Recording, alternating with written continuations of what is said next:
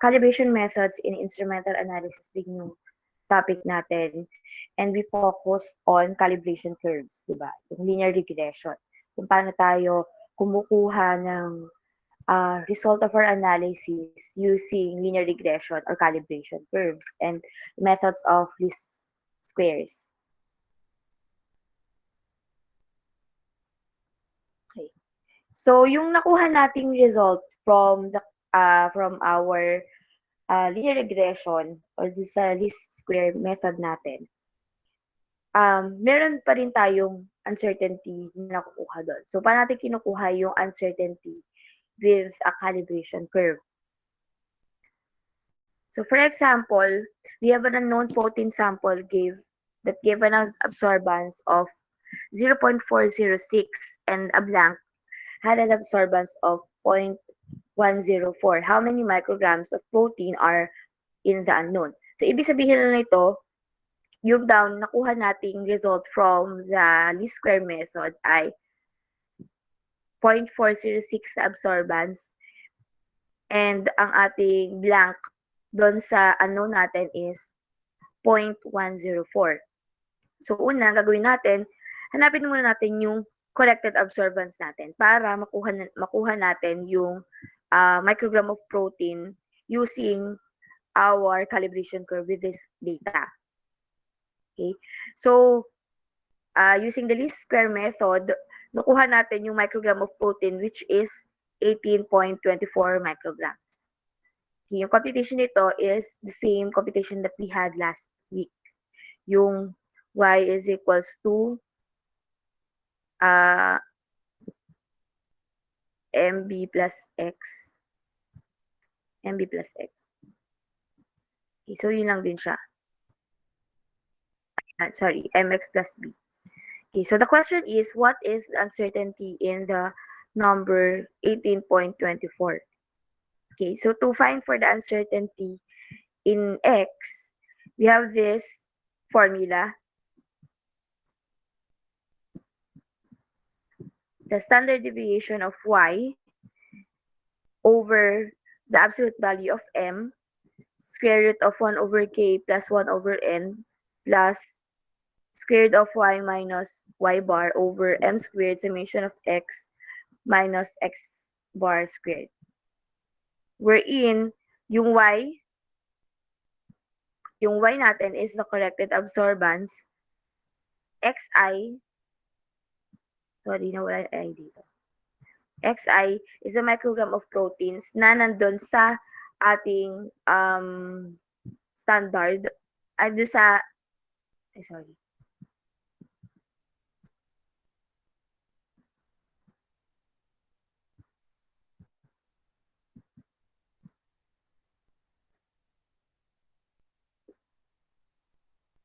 Yeah, doon sa ating standard,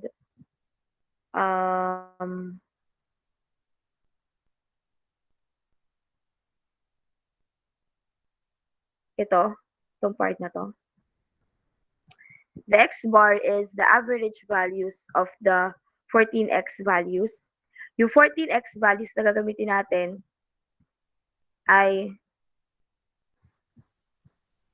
since meron tayong tatlong replicates, so tatlong 0, tatlong 5, tatlong 10, tatlong 15, tatlong 20, and it correlates with the corrected absorbances dun sa tatlong replicates niya. Okay, so hindi natin isama yung 25.0 kasi sa linear regression dito sa part na to, yung 25 microgram of protein, hindi na siya magiging linear. Kaya doon lang tayo sa hanggang 20. Okay. And then, yung y is the corrected absorbance of the unknown. Y bar is the average of the 14 y values, which are the corrected absorbances na nagko-correspond dun sa microgram of protein ng standards natin. Okay. Sy is the standard deviation of y or yung corrected absorbances, and the the absolute value of m is the absolute value of the slope. Kung negative man siya, nagiging Positive lang siya. K is the number of replicate measurements of the unknown. Kung ilang beses mo ni-read yung unknown natin, ilan yung absorbances nung unknown natin, yun yung value of K. For example, single measurement lang yung ginawa natin for unknown or yung absorbance ng unknown natin isa lang. So, yung K natin is equal to 1. Ang gagamitin natin for X is the average value or yung microgram of protein niya. Yun yung absolute, yung average nun, yun yung gagamitin natin. For 4 replicates of unknown, the K would be 4. Okay. So, paano natin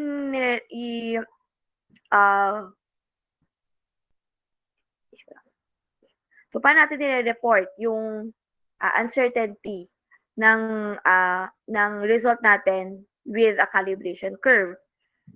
So, dito sa computation na to, makukuha natin yung S of X or yung standard deviation ng X natin, yung uncertainty ng X natin. So, in that case, using this equation, ang makukuha natin is plus or minus 0.39 microgram for K na equal to 1. So, ibig sabihin, isang replicate lang ng unknown yung ginawa natin. Isang reading lang ng unknown. Okay. So, after that, kapag nakuha mo na yung uncertainty in X, yung confidence interval natin, gagamit tayo ng T-table. This one is at 95% confidence level. Okay. So, ang value ng yung T-value natin at 95% confidence level with degree of freedom na 12 kasi 14 yung values natin dito. Yung ating X and Y, 14 yung values natin. Since we have 3 replicates each. 3 replicates each, tapos ilan ba yun? 1, 2, 3, 4, 5. Tapos yung isa hindi naman sinama kasi 'di ba outlier yung isa. So meron tayong 14 na values. So yung degrees of freedom natin dito is 12. So at 95% confidence level with degrees of freedom na 12, the value of T is 2.179 based on the T-table. Yung lagi natin ginagamit with confidence interval, etc. And yung nakuha natin from our computation point 39, so the value is plus or minus 0.85 microgram. So ibig sabihin, yung uncertainty natin sa result natin na 18.24 micrograms, the results is 8.24 plus or minus 0.85 microgram. So yun lang yung sinasabi dito sa uncertainty with a calibration curve. Kumbaga, same as before, ina-account lang natin yung mga errors na nangyari in between our procedure. Okay? Kung marami tayong measurements ng unknown, for example, ang unknown natin ay 4. For yung replicates natin ng unknown. So the K is also 4. Ano mangyayari? Tataas ba o bababa ang uncertainty natin?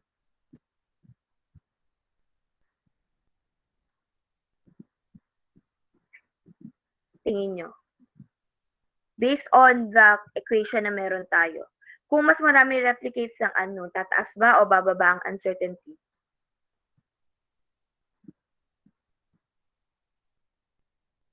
Kasi based on the equation, nasa denominator din naman siya. So, basically, bababa yung uncertainty natin. And it's also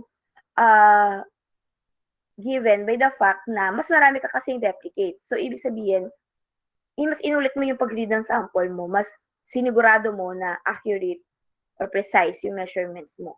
Kaya yung standard deviation mo ng X, mas bumababa din. Kasi nga, mas marami kang replicates na ginagawa. Okay. Yung calculation nito, try nyo lang sa bahay. Okay. Basta ito, XI ito. Okay. So, kung sa calculator naman, mas mabilis naman siyang magagawa. Or much better na i-table natin. I-table mo muna yung X, yung X bar, yung Y bar para mas mabilis siyang um, makalculate.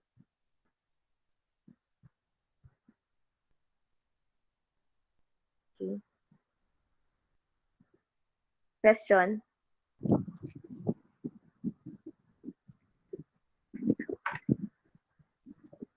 Wala po.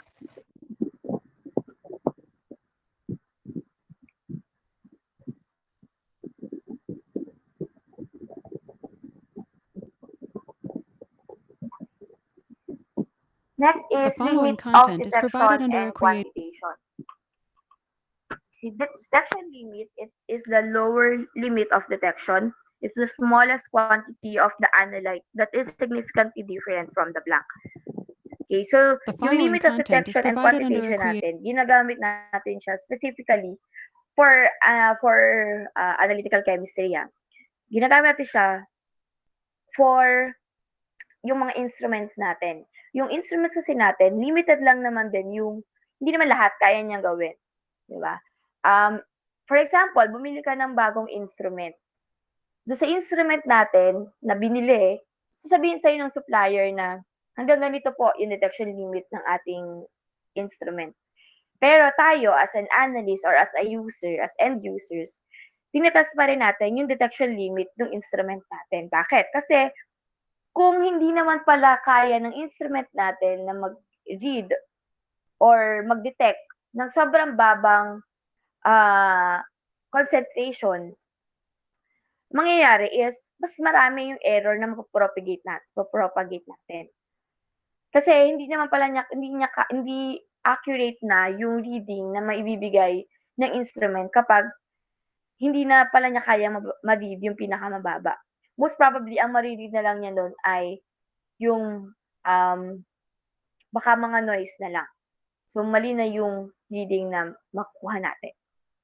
Okay.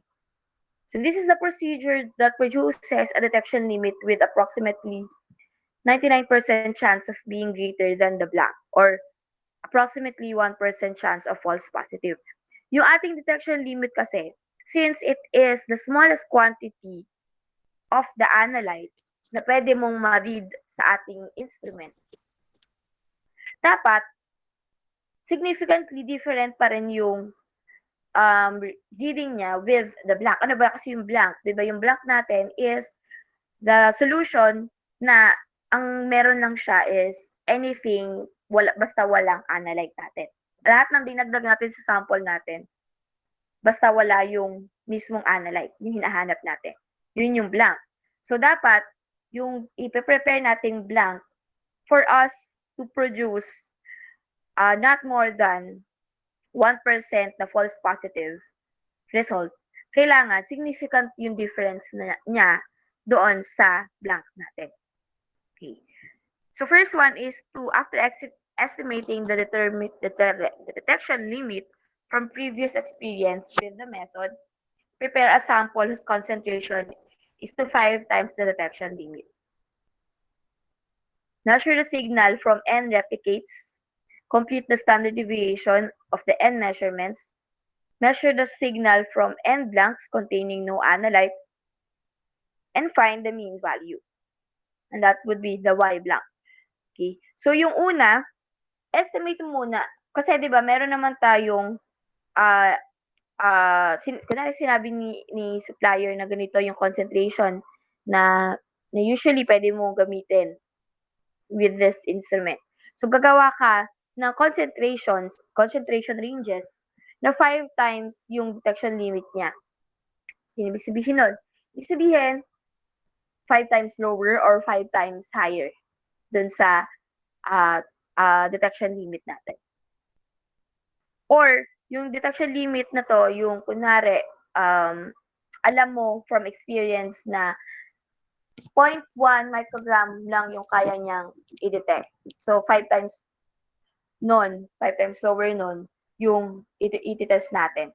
Kung kaya pa ba niya yung 5 times lower.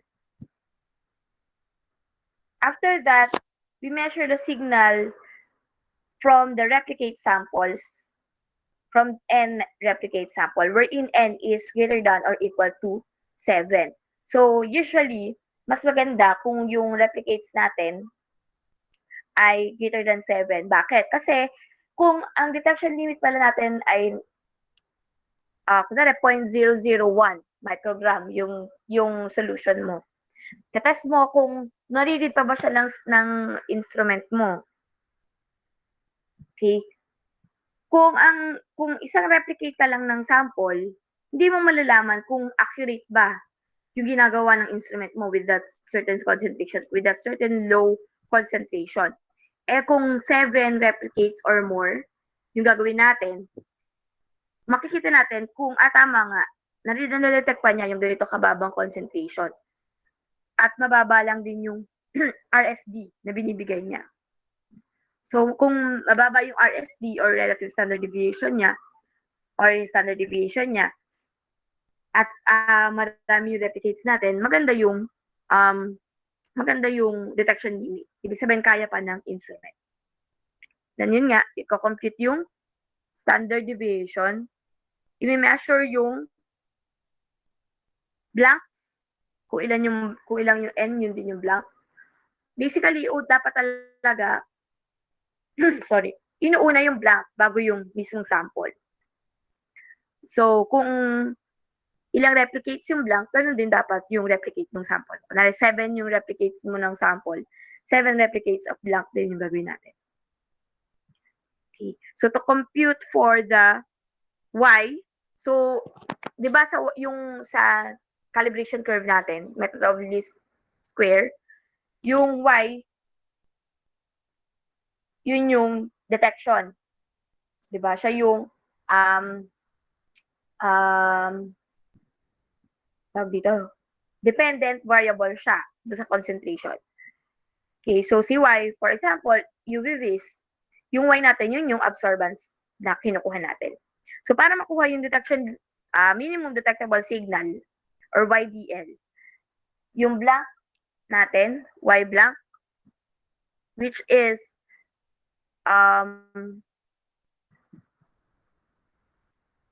yung average na nung ating absorbances from the several replicates of blank, plus 3S, S is from yung ating standard deviation, nung 7 replicates. So, yun yung minimum detectable signal ng ating instrument. The other one is the corrected signal Y sample and Y blank is proportional to sample concentration. So, para naman makuha yung minimum concentration na pwede nating magamit for that instrument, kuha natin yung Y sample minus Y blank, yung average na niya, times M, equals to M, which is the slope, times the sample concentration.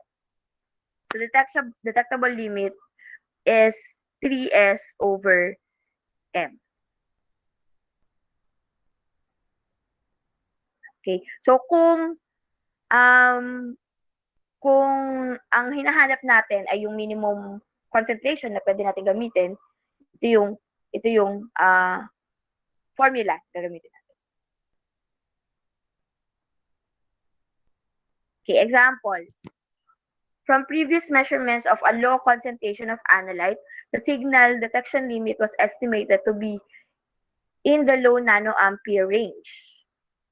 Okay, so from experience daw, napansin nila na kaya nung instrument yung very low nanoampere na range. Okay. So, gumawa sila ng 7 replicates of samples, concentrations, about 3 times the detection limit. And those are 5, so dalawang repetition ng 5, isang 5.2, 4.2, 4.66, and 4.9 nanoampere. Okay? So, ito yung detection na produce nila from the 7 replicates. Okay, so yung blank din nila are this data. So, the question is, The slope of the calibration curve for higher concentrations is 0.229 nanoampere per molar. Okay, so question is, find the signal detection limit and the minimum detectable concentration, and what is the concentration of analyte in a sample that gave the signal 7.0 nanoampere. So, meron na tayong given na signals dito ng 7 replicates ng sample. Meron na rin tayong given na reagent blank na reading natin. Okay, and meron na ding M. So, from our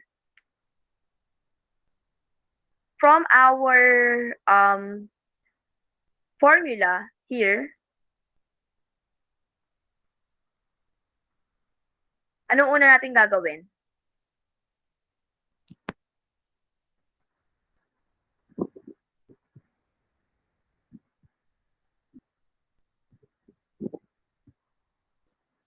Ano una natin gagawin?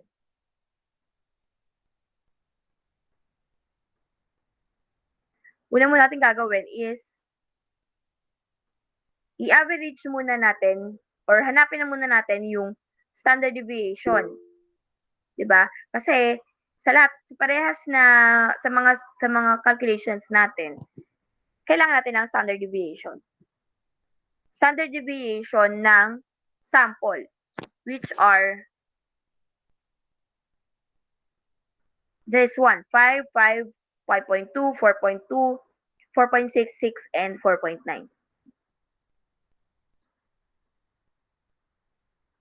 Okay.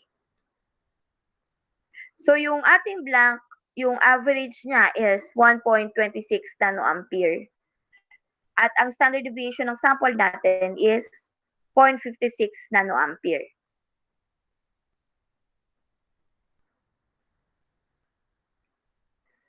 Okay? So, para malaman natin yung detection limit, meron tayong Y blank, which is the average, plus 3S. So, yung blank natin, 1.26 nanoampere times, plus 3 na constant naman, times the standard deviation. So, ang ating detection limit is 2.94 nanoampere. Nagets itong part na to? Detection limit siya. Naintindihan?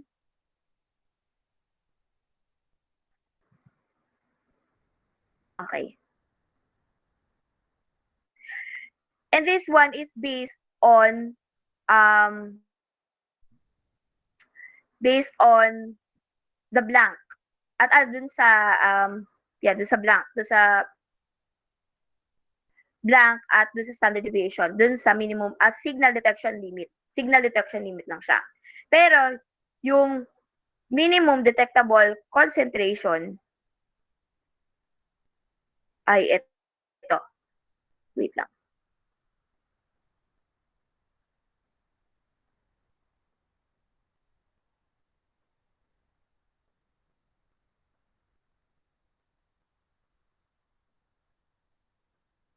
Wait lang.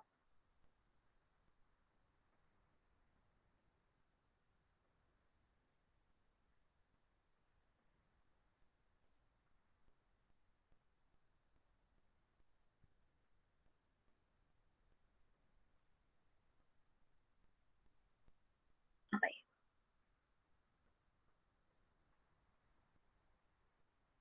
Okay. So, 'di ba at first nakuha natin yung signal detection limit from the blank and the sample, yung standard deviation ng sample natin. Pero yung mismong detection limit natin dun sa instrument, kukunin pa natin siya from the standard deviation of the sample and the slope. Okay? So ito, detection limit lang siya from the range of concentrations na need natin. Pero yung mismong detection limit natin, yung pinaka-minimum detection limit natin, hindi.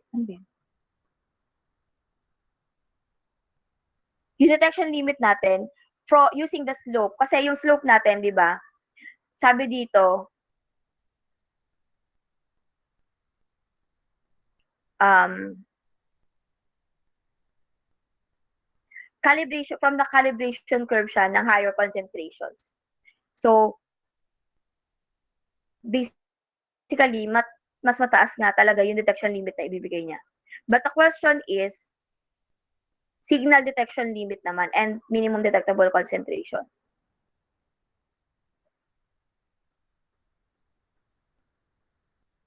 Wait lang.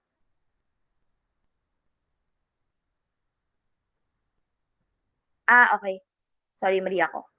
Okay. So ito, minimum detection signal yung tinatanong dito or yung minimum signal na pwedeng ibigay ng instrument natin. The detection limit is kung how much or yung concentration, yung minimum concentration na may ibibigay na pwede nating i-read or i-run doon sa instrument. So in this case, since may yung M natin ay from the slope, given naman na siya, and 3 is constant and S is standard deviation of the sample, we got 7.3 micromolar na sample. So, ibig sabihin, 7.3 micromolar, yung pinakamababang concentration na pwede mong i-detect using that instrument. At yung minimum signal na pwedeng mong ibigay, pwedeng ibigay ng instrument is 2.94 nanoampere. So, for example, um, for example,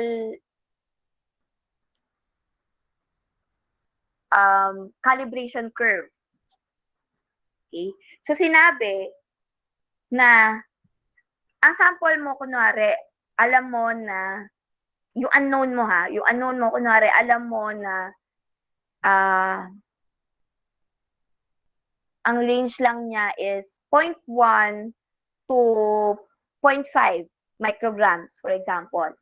Tapos, yung instrument mo, ang minimum detectable limit niya na concentration is 0.01. Pwede mo ba siyang i-run sa instrument natin? Yung calibration curve na yun?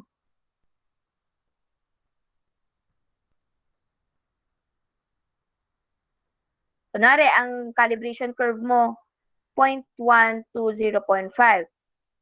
So basically, siguro 0.1, 0.2, 0.3, 0.5, 0.4, 0.5. Tapos ang minimum detectable concentration natin, sabi ng based on the calculations na ginawa mo for this specific parameter ay 0.01. Pwede ba siya sa instrument?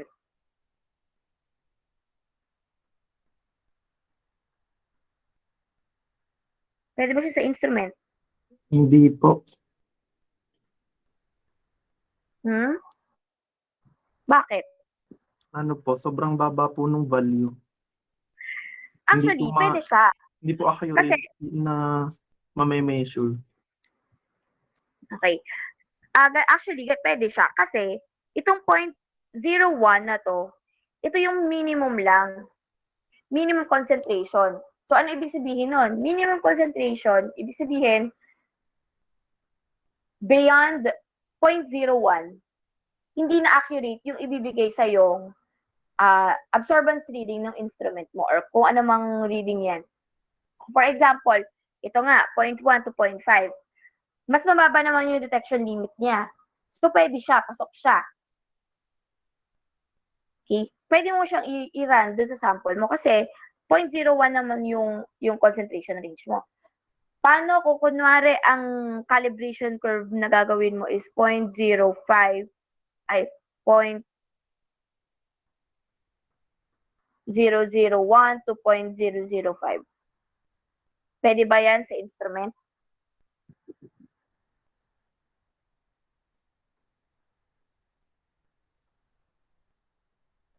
Pwede ba yan sa instrument? Itong range na to?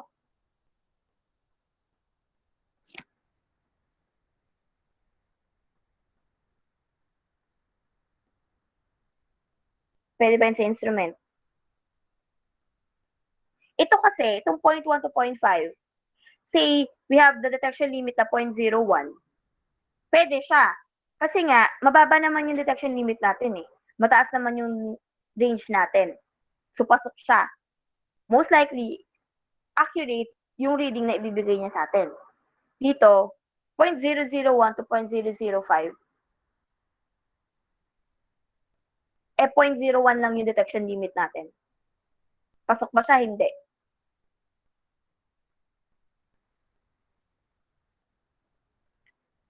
Pasok ba siya dyan? Hindi.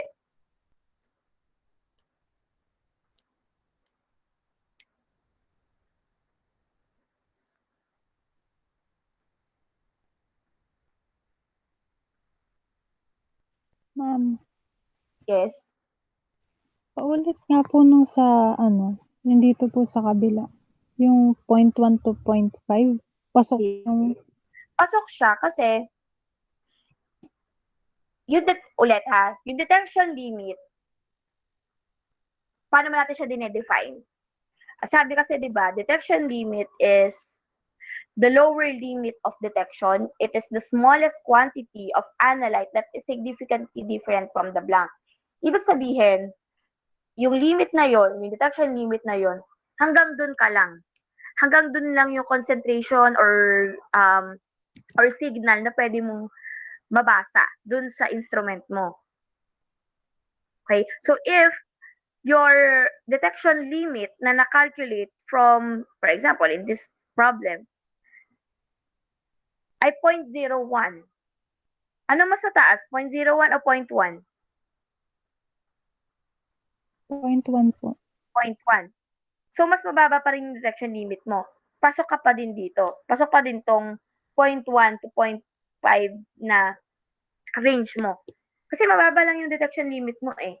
Hindi ka naman hindi naman enclosed yung yung instrument mo at this level lang. Ibig sabihin lang ito lang yung pinakamababang concentration na pwede mong i-run dun sa instrument. Yung 0.1, since mataas siya compared to the detection limit, magbibigay siya ng more accurate result. Okay? 0.5 din, gano'n, syempre. Pero itong kabila, 0.001 to 0.005, mas mataas ba siya o mas mababa sa detection limit natin?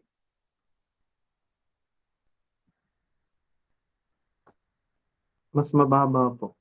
Mas mababa siya. Pasok ba siya? Pwede ba siyang i-run o hindi? Hindi po. Hindi na. Kasi nga, minimum lang naman, ang minimum natin, 0.01. Hanggang dyan ka lang. Hanggang dyan lang yung concentration. Hanggang ganyan lang kababa yung concentration na pwede mong gamitin for that specific instrument.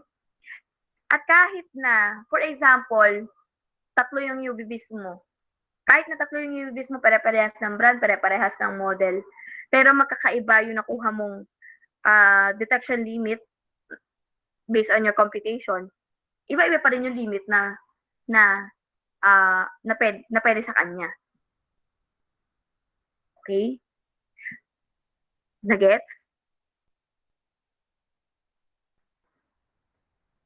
Opo.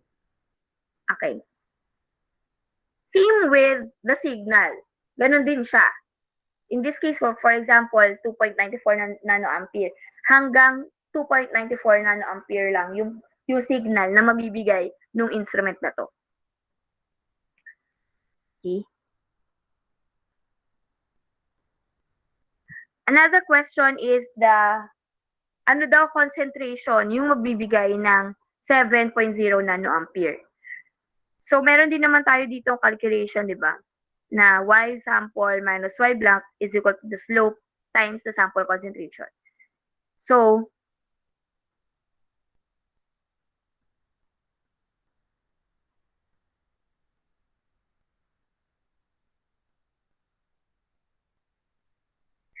yung ating sample, 7.0 nanoampere from the given and yung 1.26 nanoampere na blank on the average over the slope will give us 25.1 millimolar na concentration ng sample.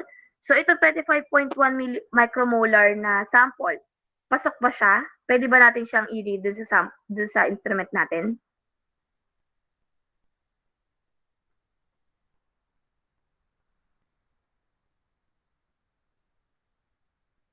Pwede ba siya?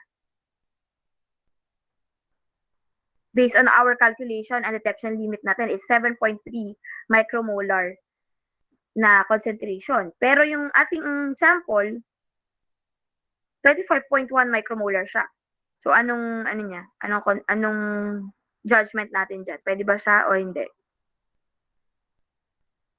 Pwede po. Pwede, 'di ba? So, gano'n. So, kung mapapansin nyo, yung ating Anachem 3 kasi, di ba, more on the application na siya talaga ng lahat ng analytical chemistry natin. From average, standard deviation, um, significance testing, tapos itong detection limit, lahat ito, para kumbaga, extension siya nung lahat ng pinag-aralan natin before. Hindi lang Anachem 2 pati Anachem 1. Kasi 'di ba, kung dati inaaral lang natin yung chemistry behind every analysis, ito mas tinitingnan natin yung results and yung accuracy talaga. So dito sa detection limit, same lang din naman.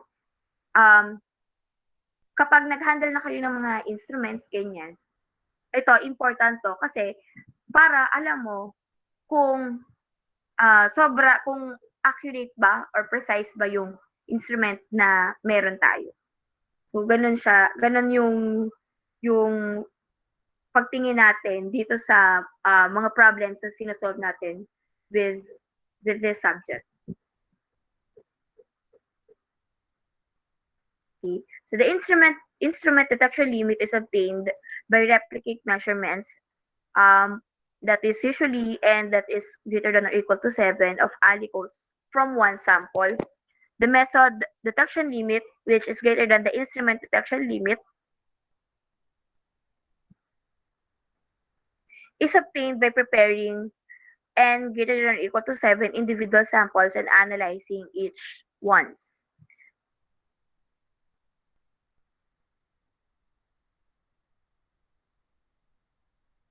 Okay.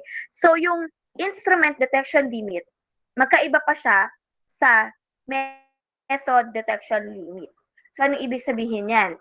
Ibig sabihin, sa instrument detection limit, ang tinitest natin dito, yung instrument natin, kung precise ba siya magbigay ng signal, ng response, kung yung lowest concentration and lowest signal, accurate ba siya? Yung method detection limit naman, kaya din, yung replicate measurements natin will come from one sample. Mag-aaliko ka lang dun sa isang mother sample natin. So, kung meron tayo isang sample dito,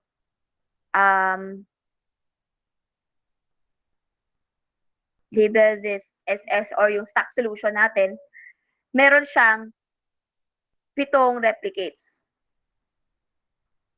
May 7 replicates siya. So, na merong isang concentration. 1 and hanggang 7. Okay? So, coming from one sample. Kasi ang dinedetect mo lang naman ay yung instrument mo. So, dapat pare-parehas kayo ng signal. Dapat mas accurate yung reading kasi from one solution ka lang eh. Unlike with method detection limit, which is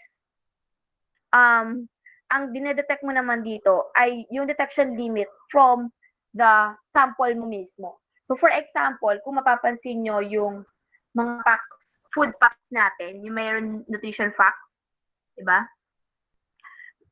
May ilang mga labels doon na no, for example, sugar. No sugar detected. For example, ganyan. Pero, it doesn't necessarily mean na yung food na yon walang sugar. Ibig sabihin lang, mababa siya dun sa detection limit na sinet natin. Na sinet nung analyst na yon. So, So, yun yung method detection limit. Ibig sabihin, yung sample niya, gumawa siya ng 7 individual samples. Sample 1, sample 2, sample 3, sample 4. At yung bawat isang yan, niran niya sa instrument, sorry, bobong magbilang. Okay. So, as a method detection limit, yung 7 sample natin magkakaiba. Magkakaiba ng mother. Magkakaiba ng stock solution. Magkakaibang stock solution siya. At saka mo lang siya i-delete. So, may possibility talaga na mababa or mataas yung standard deviation niya, di ba? So, yun yung method detection limit. Okay. So, the reporting limit is the concentration below which regulations say that is a given analyte is reported as not detected, which does not mean that analyte is not observed. It means that the analyte is below a prescribed level. Reporting limits are set to at least 5 to 10 times higher than the detection limit. So, the detecting analyte at the reporting limit is not ambiguous. So, yun yung sa method detection limit. Sa instrument detection limit, again, ang tinitingnan mo ay yung instrument itself. Kung gaano ka-limited lang yung concentration or signal na pwede niyang mabigay sa'yo. Yung method detection limit, yung method mo mismo or yung mismo sample mo mismo yung tinitingnan mo. At yun nga, yung nire-report natin, minsan not detected, pero not necessarily na wala kang analyte dun sa sample. Yun nga, for example, sugar. Hindi ibig sabihin na walang sugar yung sample mo. Yun nga lang, walang, yun, 5, 10 times higher than the detection limit yung nakuha mong dun sa sample mo. So, ang reporting natin dun, not detected na. Okay? Naintindihan? Opo. Yes po. Okay. Robustness. So it is the ability of an analytical method to be unaffected by small, deliberate changes in operating parameters. For example, a chromatographic method is robust if it gives acceptable results when small changes are made in solvent composition, pH, buffer concentration, temperature, injection volume, and detector wavelength. In tests for robustness, the organic solvent content in the mobile phase could be varied by, say, plus or minus 2%. The eluent pH varied by plus or minus 0.1. The column temperature varied by plus or minus 5. If acceptable results are obtained, the written procedure should state that these variations are tolerable. Capillary electrophoresis requires such small volumes that a given solution could conceivably be used for months before it is used up. Therefore, solution stability or shelf life should be evaluated for robustness. So, ibig sabihin lang, may mga analytical method kasi tayo na tinetest natin if okay pa ba siya kung magkaroon man tayo ng changes. As you can see, yung mga binanggit dito, yung solvent composition, pH, buffer, concentration, temperature, injection volume, detector wavelength, lahat yan ay nakaka-affect, specifically chromatographic method to lahat to ay nakaka-affect sa pagkuha natin ng signal. Kasi, for example, solvent composition, tinaasan mo yung solvent composition, mas bibilis yung elution time. Yung pH and buffer, nakaka-affect siya sa peak area. Temperature, elution time din. Injection volume, I can't remember if sa peak area din siya or sa elution time. Basta lahat yan, nakaka-affect sa signal, pagkuha natin ng signal in chromatographic method. So, tinetest natin siya para malaman natin if kung meron ba tayong changes plus or minus standard deviation, malaki ba yung effect niya dun sa signal na makukuha natin? So, yun yung robustness na tinetest natin. So, what we'll do is, mag-change tayo siguro ng plus or minus 5% of um, solvent or plus or minus 2%. May movement ba sa peak in chromatographic method? May movement ba sa peak? Significant ba yung movement niya? So, yun yung robustness na test na ginagawa natin. Okay? So, basically, kung yun nga, kung may small changes lang, kung may effect ba siya dun sa pagkuha natin ng signal. Question?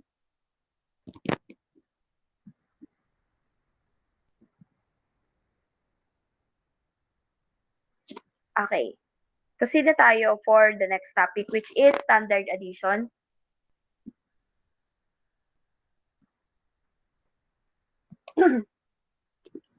Okay. So, previously, di ba, nakuha na natin yung pagkuha ng unknown, concentration of unknown, using calibration curve. Di ba? Isa yung way para makuha mo yung concentration ng unknown mo. Another way of getting the unknown in our sample is using standard addition. So, ano ba si standard addition? Known quantities of analyte are added to the unknown. From the increase in signal, we deduce how much analyte was in the original unknown. This method requires a linear response to analyte. As in titrations, higher precision can be achieved when standards are added by mass instead of volume. Standard addition is especially appropriate when the sample composition is unknown or complex and affects the analytical signal. The matrix is everything in the unknown other than analyte. A matrix effect is a change in the analytical signal caused by anything in the sample other than the analyte. So yung standard addition, ginagamit natin siya para, for example, yung unknown natin or yung sample natin, marami siyang composition, for example. So marami tayong kumbaga, hindi siya possible na hindi accurate yung ibigay niyang signal sa'yo. Kasi, kung marami siyang composition, possible na maka-affect yun. Diba? Dun sa pagkuha natin nung signal natin. So, what we do is, we add a known concentration of sample, which is a standard, dun sa sample natin. Then,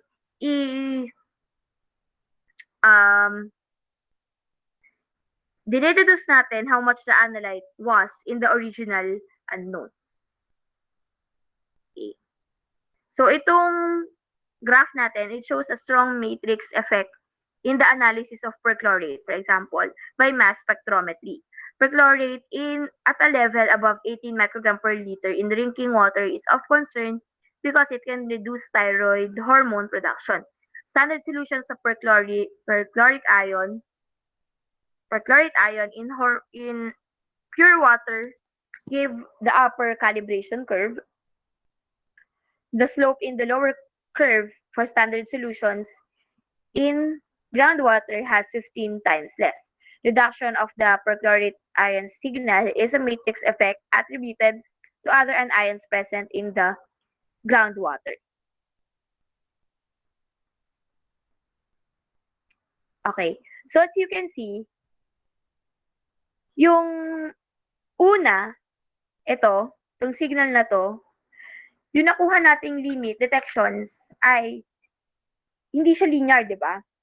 So, bakit? Kasi nga, may matrix effect na nangyayari. Kasi, may ibang anions pa na present dun sa sample mo. Unlike kapag gumamit ka na ng standard or nag-standard addition na tayo, yung curve natin, maganda na yung slope. Okay, so yun yung isang reason kung bakit tayo nagkakaroon ng standard addition. Okay, so different groundwaters have different concentrations of many anions. So there is no way to construct a calibration curve for this analysis. that would apply to more than one specific groundwater. Hence, the method of standard addition is required when we add a small volume of concentrated standard to an existing unknown. We do not change the concentration of the matrix very much. Okay. So, basically sinasabi lang dito, um, iba't iba kasi yung anions present dun sa different groundwaters. So, bawat test mo talaga gagawa ka ng curve, calibration curve. Okay. So, signal is directly proportional to analyte concentration. So, we can say that uh, concentration of the analyte in the initial solution over concentration of analyte plus the standard in the final solution is equal to the signal of the initial solution over signal of the final solution. Okay? So, we can say na for the standard addition equation, ito yung gagamitin natin. Sorry. Wherein, yung X ay yun yung ating concentration of the analyte, which is yun yung in question. Yung itong S, yun yung standard concentration. Final concentration na siya, which is equivalent to this computation. Same with XF. Ito rin siya. At yung I, yun yung signal ng X. IX yung signal ng X. Yung IS, signal nung S plus X. S plus X to ha, hindi yung plus X lang. Okay. So for example, serum containing sodium plus gave a signal of 4.27 millivolts in atomic emission analysis. Then 5 ml of 2.08 molar sodium chloride were added to 95.0 ml of serum. This spiked serum gave a signal of 7.98 millivolts. Find the original concentration of Na plus in the serum. So, ang answer daw is 0.113 molar. So, paano natin siya gagawin? Okay. So, sa question, okay, yung atin daw sample, yung serum containing Na plus using atomic emission analysis, nagbigay siya ng signal na 4.27 millivolts. So, ano to? Signal to ng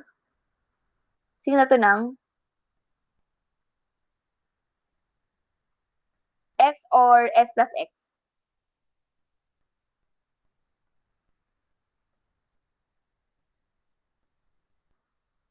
X ba to o S plus X?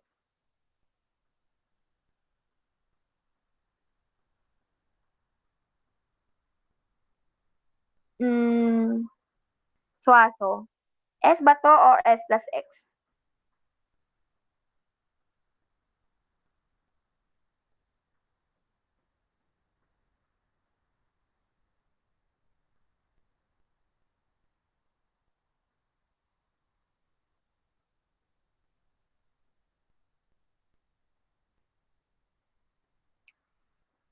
Ulit ha, yung question na, serum containing Na plus gave a signal of 4.27 millivolts in an atomic emission analysis.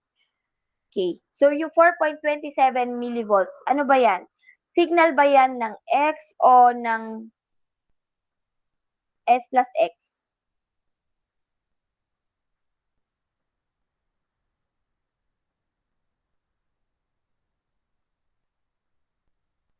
Sino may alam? X po. Signal lang siya ng X, di ba? Sinabi naman 4.27 millivolts. So, ano yung signal ng S plus X?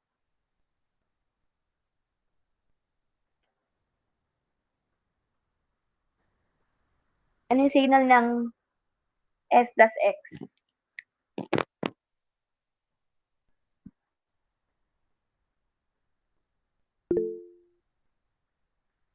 7.98 MV. Sinabi naman kasi, di ba, na yung 5 ml of 2.08 0.08 molar sodium chloride, inag siya sa 95 ml of serum. Yung spike serum, ibig sabihin, yung solution na yon nagbigay ng 7.98 millivolts. So, yun yung S plus X. Okay? So, ating formula na concentration of Xi, which is the one in question, over concentration ni SF plus concentration ni XF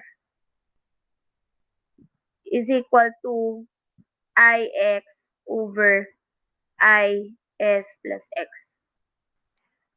Okay. So, kung question si Xi, paano natin kukunin si SF? Ito. Ba? So, si XF muna.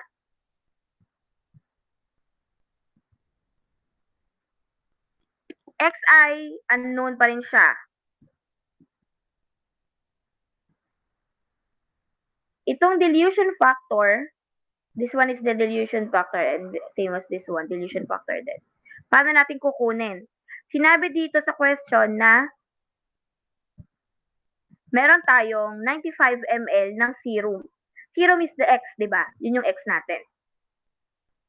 So, 95, tapos yung total volume niya is 100. So, 95 over 100. So, yun na yung XF, final concentration ni X. So, yung Xi, unknown pa rin naman siya. Okay. So, si SF, paano naman? Anong concentration ni S? Sinabi niyo sa dito. Standard natin is the sodium chloride. Nag-add daw tayo ng 5 ml ng 2.08 molar sodium chloride. Concentration ni Si.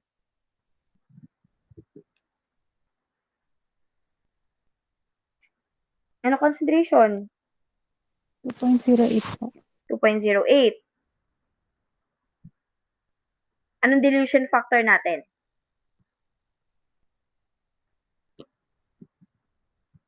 Ilan ba yung inad nating standard?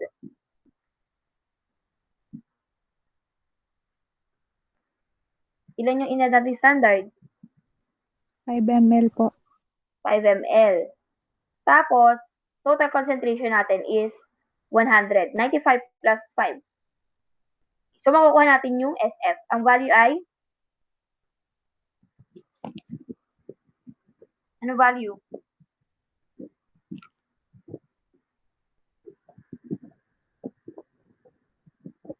0.104 po. 0.104 molar. Dito, anong value? Xi pa din, di ba? Kasi, unknown pa rin nga si Xi.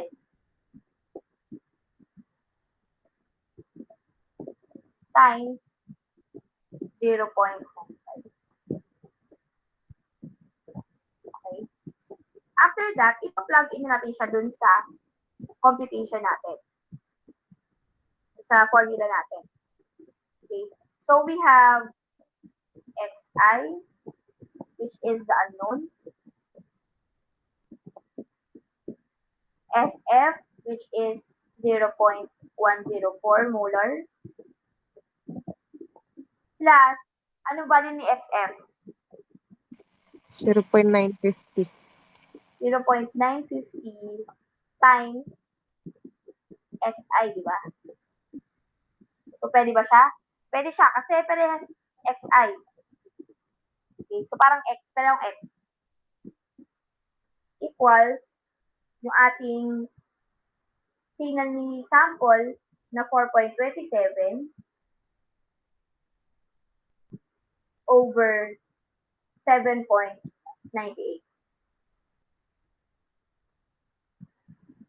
O ha, alam ko paano to calculate sa calculator. Marunong mag-shift solve. Opo. Yung iba marunong mag-shift solve.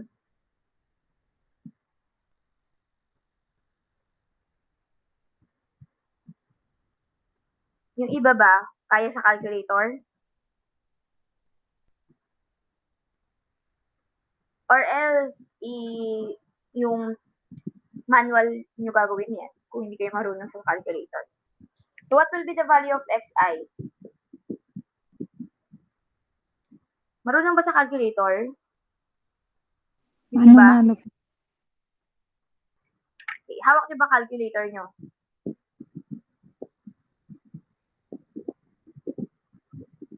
Opo. Opo. Sige, mag-share ako ng screen. Para sa hindi maaalam.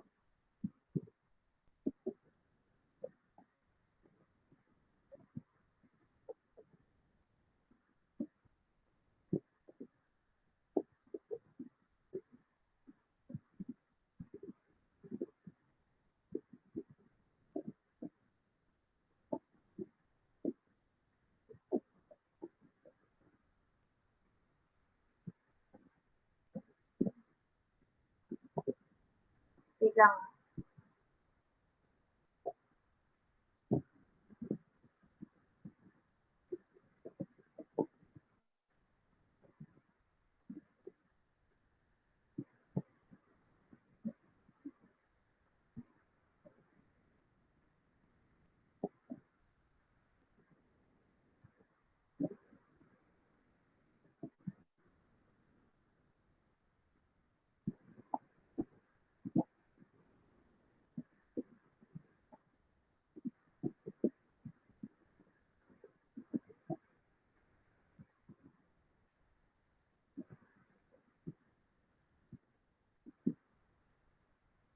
Okay.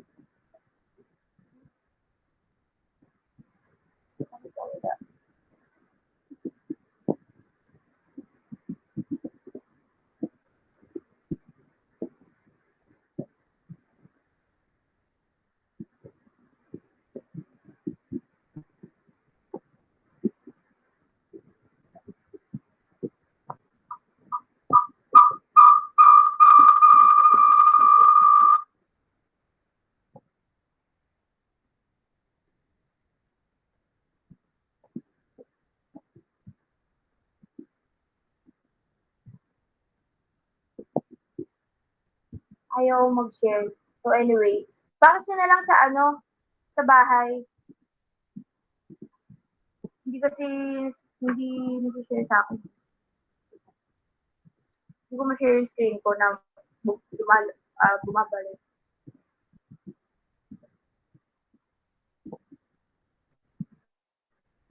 Pero anyway, ano nakuha niyo ditong xi?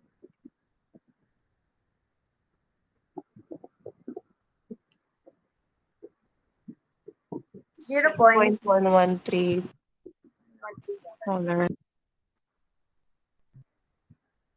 Okay. So yun yung concentration ni sodium plus dun sa serum natin. So again, gumamit tayo ng standard addition dito para ma-detect natin or malaman yung concentration niya. Bakit natin ba't pa tayo ng standard addition? Kasi nga, maraming ions dun sa serum. So para mas accurate yung result na makuha natin, mag-standard addition na tayo. Okay. Na-gets yung pagkuha ng final concentrations ng X and F, X and S? Opo.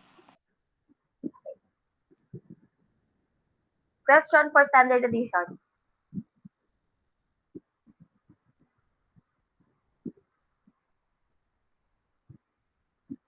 Ilan ang question? Proceed tayo sa internal standard. So, kung meron tayo sa method of spare, standard addition, the other one is the internal standard. So, internal standard, it's a known amount of compound different from analyte that is added to the unknown. Signal from analyte is compared with signal from the internal standard to find out how much analyte is present. Okay? So, kung doon sa kanina, sa standard addition, anong inad natin? Nag-add tayo ng standard of known concentration with the same nung analyte natin. Yung standard na ginamit natin. For example, sodium yung yung analyte natin, ang nating standard is sodium chloride. Okay? Sa internal standard, ang gagamitin natin standard dito is different from our analyte. Internal standards are especially useful for analysis in which the quantity of sample analyzed or the instrument response varies slightly from run to run. For example, gas or liquid flow rates that vary by a few percent in a chromatography experiment could change the detection response. A calibration curve is accurately only for the one set of conditions under which it was obtained. However, the relative response of the detector to the analyte and standard is usually constant over a range of conditions. If signal from the standard increases by 8.4% because of a change in flow rate, signal from the analyte usually increases by 8.4% also. As long as the concentration of standard is known, the correct concentration of analyte can be derived. Internal standards are used in chromatography because a small quantity of sample injected into the chromatograph is not reproducible. Okay, so yung paggamit natin ng known standards, known concentrations of standards natin, hindi naman natin siya lagi din ginagamit. For example, ito nga, internal standard, ginagamit natin siya kasi may mga analysis na sensitive yung pagre-reproduce niya ng response. So, sa internal standard, since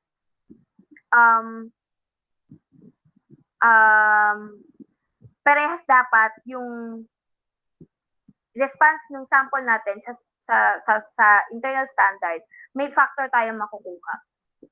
Okay. Mas magagets natin siya with this response factor na tinatawag or yung calculations natin. Internal standards are desirable when sample loss can occur during sample preparation.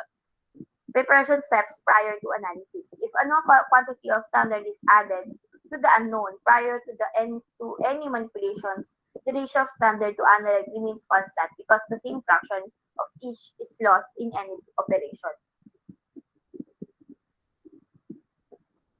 To use an internal standard, we prepare a known mixture of standard and analyte to measure the relative response of detector to the two species. In a chromatogram, the area or A under each peak is proportional to the concentration of species injected into the column. However, the detector generally has a different response to each component. For example, if both analyte X and internal standard S have concentrations of 10 millimolar, the area under the analyte might be 2.3 times greater than the area under the standard peak. We say that the response factor F is 2.30 times greater than X than for S. Okay, so ito nga, internal standard, ginagamit natin siya kasi may mga sensitive nga tayong analysis, may mga katulad nito sinasabi na yung sample, meron tayong sample loss during our sample preparation steps. So whatever the loss na nagagawa natin sa standard, ganoon din naman, most probably, wala naman tayong random error, mangyayari dun sa sample natin. So, para natin nakuha yung unknown using the internal standard. So, using this formula, A of X or the area of X over concentration of sample is equal to the factor, response factor, times area of the standard signal over the concentration of the standard signal. Okay.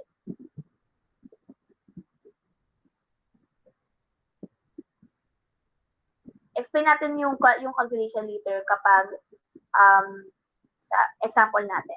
In standard addition, the standard is the same substance as the analyte. An internal standard is different from the analyte. The assumption that relative response to analyte and standard remains constant over a range of concentration must be verified. So yun nga, standard addition, same substance sa analyte at sa internal standard, different from the analyte.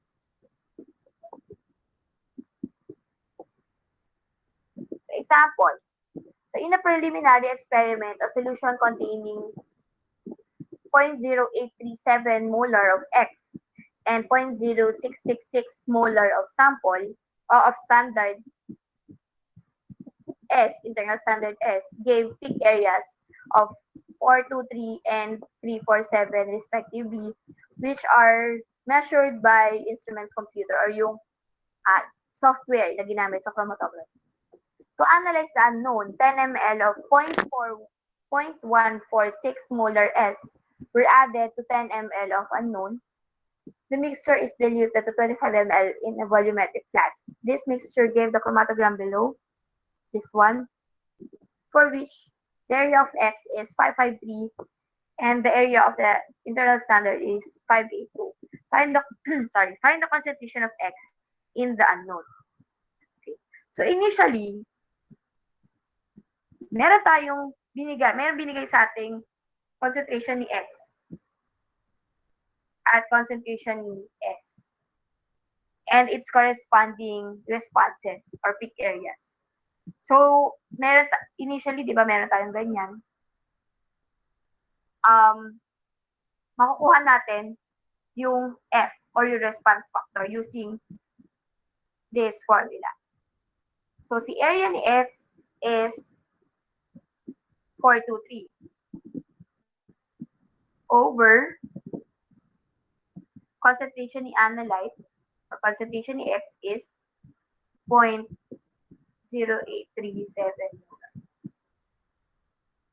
is equal to F, which is the response factor, times area ni standard over concentration ni standard. Ang area ni standard ay 347 over 0.0666.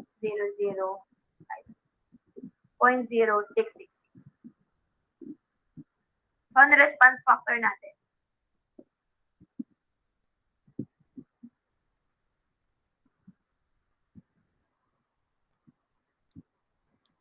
Ano response factor natin?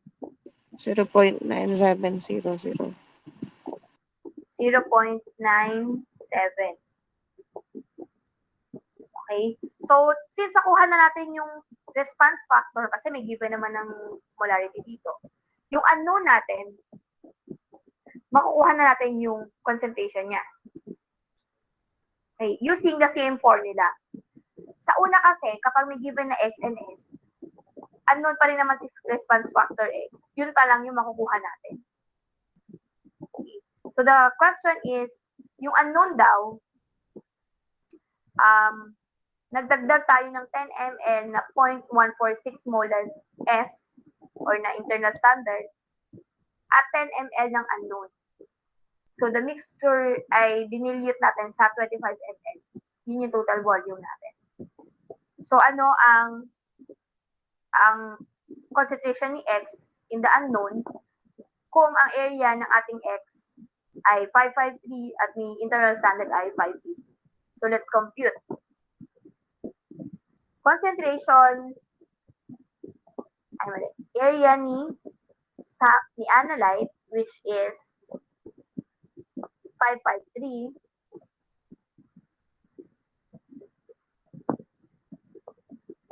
over concentration ni analyte, which is in question. Tama? Equals na response factor natin na 0.97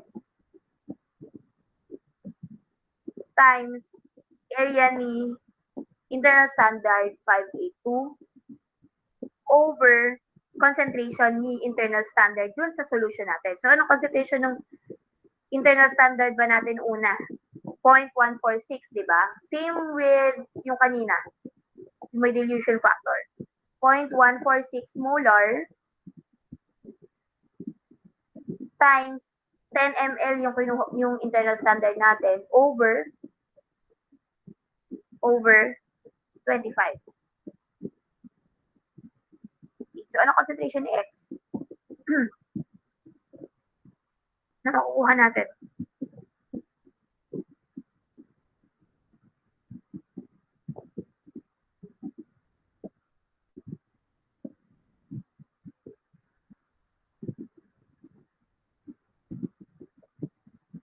Anong concentration?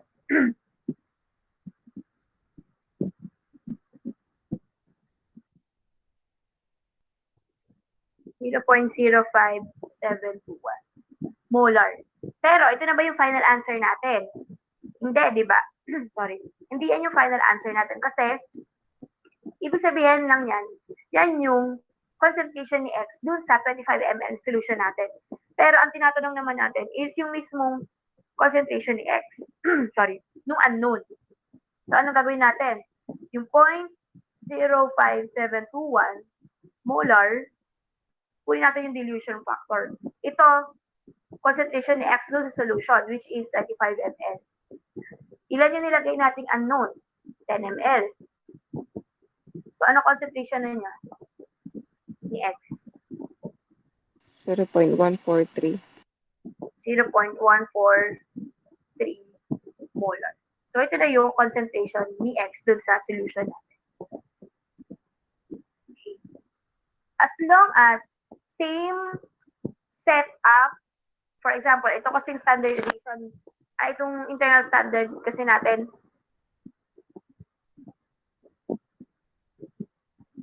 standard. Sorry. Internal standard to ha. Ito din, internal standard to. Dito kasi sa internal standard, mostly ay sa chromatography, di ba? Or pwede rin sa capillary electrophoresis, ginagamit din natin siya. Sorry. As long as same setup siya, same solvent, same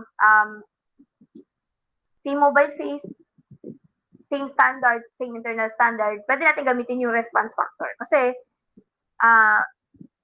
factor yon nung ating mismong analysis. So, kaya talagang merong given X muna, known concentration of X, and known concentration of internal standard at corresponding peak areas niya. Kaya from there, makukuha natin yung response factor. Kapag nakuha natin yung response factor, pwede natin makuha yung concentration ni X. Okay? Unless, of course, naka-state na si response factor at yung concentrations nung S natin, yung concentration ni S na ito talaga, hindi natin ito ginamit. Yung isa yung ginamit natin. Hindi natin kailangan gawin to. Kasi same answer lang din naman yung makukuha natin. Pero since ito nga, ginamit natin yung nasa problem, kaya meron tayong dilution factor. Same with our X, concentration of X. Okay. Question?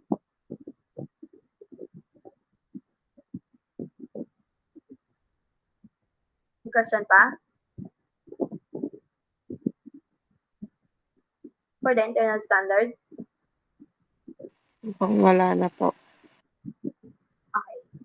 Wala tayong question. Yun na yung endong unit 3 natin. Meron na tayong 2 lessons left. Then, finals na tayo. Okay?